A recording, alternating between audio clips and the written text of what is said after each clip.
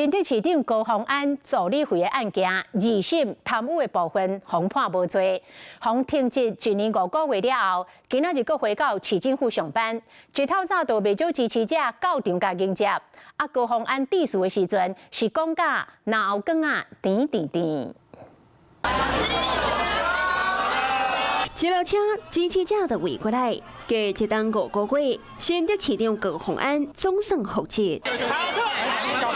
支持者甲市府局处首长拢甲欢迎，平常时行一个无几步，高虹安这届行4分真久，真的非常的感动，谢谢大家，我回来了。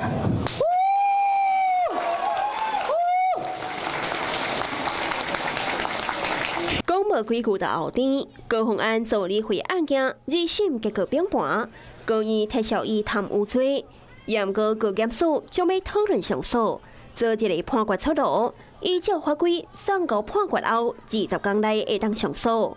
若是上诉成功，发挥高院经审，恢复1审的判决。 高虹安对各项停职，或者是维持本地判决。我想，其实检察官有他的职权，如果说他们要去做上诉的动作，其实也都尊重。但是当然也是希望，就是说，既然说2审有这样子的一个判决的一个结果，那我想各界其实也都应该给予尊重。未来变数要前期，高虹安强调会尊重判决，是讲等下上班的头一天，伊行程也正满。 一档的新竹市府高虹安头一个公开行程，就是替消防的形象月历徛台。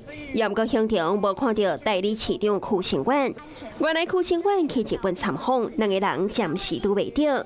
刷落来高虹安甲的各项停职，都爱看高检署上诉了后的判决。 嗨，大家好，我是颖彤。想要来抢先掌握最及时的新闻资讯吗？赶快订阅、按赞、开启小铃铛，锁定华视新闻的 YouTube 频道。